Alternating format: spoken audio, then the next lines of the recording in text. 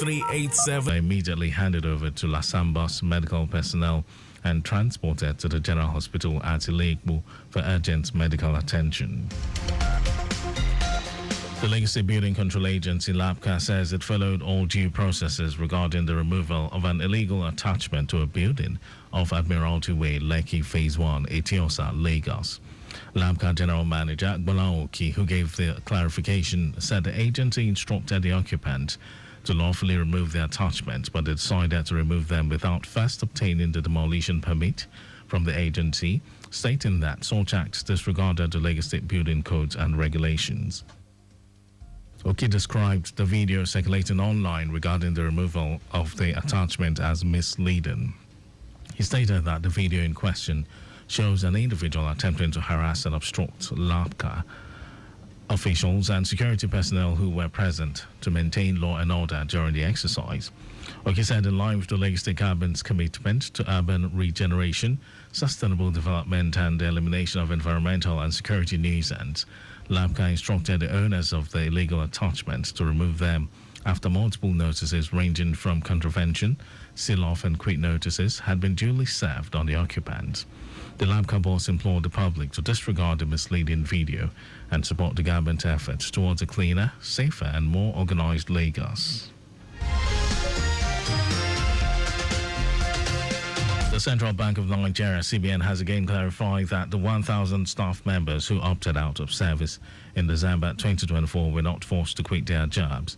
CBN Governor Olayemi Kadoso stated this in Abuja at an investigative hearing of the House of Representatives Ad Hoc Committee probing the circumstances leading to the exit of the staff members and how the sum of 50 billion naira severance package for the affected persons was arrived at.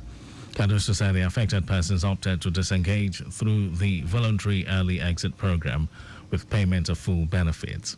Kadoso, who was represented by the Deputy Director, Corporate Service of the CBN, Bala Bello, explained that the early exit program, restructuring and reorganization are basically ways and means through which the performance of an organization is optimized by ensuring that round pegs are put in right holes.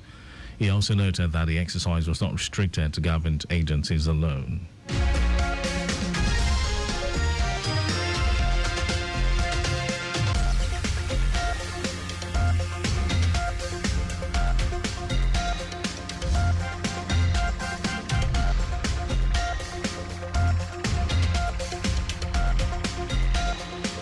And now to the rest of the story. The National Agency for Food and Drug Administration and Control, NAFDAC, has issued an urgent alert to healthcare providers and the general public about a suspected counterfeit cancer drug, Phesgo. Upon investigation, it was found that this batch closely resembled another previously flagged counterfeit batch. According to NAFDAC, the drug's manufacturer reviewed images of the suspected product and confirmed it as fake. Several inconsistencies were detected, including a batch number that does not exist, incorrect language on the packaging, missing tamper evidence features, and labels that did not match those on genuine products. NAFDAC emphasized that counterfeit medicines pose serious risks to public health because they are unsafe and ineffective, calling on stakeholders to carefully check the authenticity and condition of all medical products before use. The federal government has allocated 132 billion naira to support farmers and farming activities in 2025. This allocation, unveiled in the 2025 appropriation bill, forms part of a broader plan under the National Agricultural Development Fund, NADF, aimed at tackling poverty, low productivity and limited access to resources which have long hindered agricultural growth in Nigeria. The NADF, established to drive agricultural development, serves as a critical vehicle for financial support and policy implementation. The NADF Act outlines 9 functions, all designed to provide essential financial support to facilitate rapid and sustainable growth across various sectors of agriculture, benefiting citizens nationwide. The fund is also tasked with financing the implementation of agricultural policies, strengthening institutions, and providing lending opportunities to farmers and corporate bodies through financial institutions such as microfinance banks, cooperative societies, and farmer groups. With a budget of over 132 billion naira projected for 2025, the fund aims to empower farmers by ensuring access to critical resources such as improved seeds, fertilizers, irrigation systems, and market opportunities. And in some foreign news, United States President Joe Biden has blocked a takeover of U.S. steel by a bigger Japanese firm, delivering on a political promise, despite fears the move could hurt Washington's relations with Tokyo and scare off other foreign investors. Biden cited threats to national security in rejecting the Nippon Steel purchase, saying U.S. ownership was important to keeping the U.S. steel industry and its supply chain strong. His intervention follows pressure from the United Steelworkers Union, which had opposed a transaction that was a sensitive political issue in the 2024 U.S. presidential campaign. The Japanese government has called Biden's decisions incomprehensible. Nippon Steel and U.S. Steel said Biden's decision showed the review of the deal had been corrupted for political gain. The two companies, which had previously threatened to sue the government if the deal did not happen, said they would take appropriate action to protect their legal rights. Biden's decision comes a year after Nippon Steel first announced a $14.9 billion deal to buy its smaller Pennsylvania-based rival.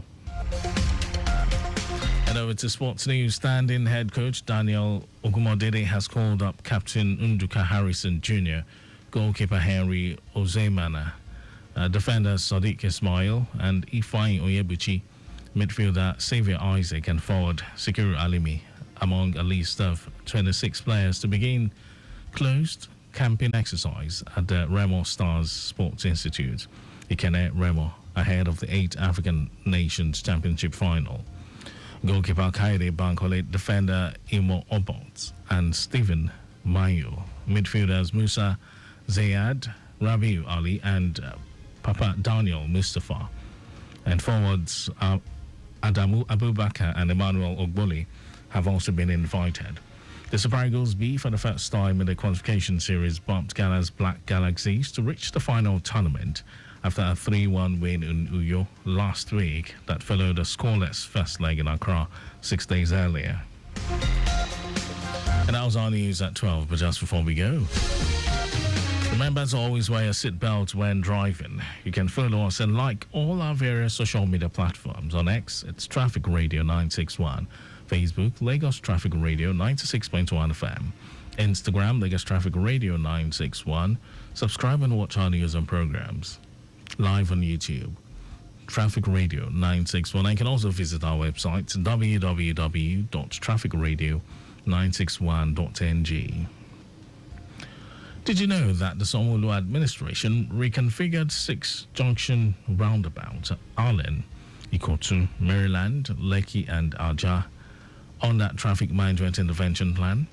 You can always get details on the Legacy Government website. And to end the news, here are the highlights of the major stories. General Manager of the Lagos State Traffic Management Authority, LASMA, Olalekan Bakarioki, has emphasized the paramount importance of strict adherence to traffic regulations, particularly compliance with speed limits as prescribed by the Legacy Government.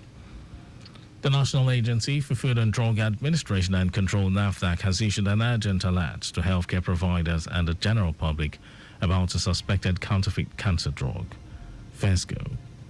We also told you that United States President Joe Biden has blocked the takeover of U.S. Steel by a bigger Japanese firm, delivering on a political promise despite fears the move could hurt Washington's relations with Tokyo and scare off other foreign investors. And in sports, standing head coach Daniel Ogumodede has called up Captain Nduka Harrison Jr., goalkeeper Henry Ozemena, defender Sadiq Ismail, among others, in a list of 26 players to begin closed camping exercise at the Remo Stars Sports Institute, Ikene Remo, on Monday ahead of the 8th African Nations Championship finals. And for contacts with the newsroom, send a message to info@trafficradio961.ng. That ends the news broadcast compiled by Adeswai Joyoka. My name is Mike James. Thank you for listening. Good afternoon.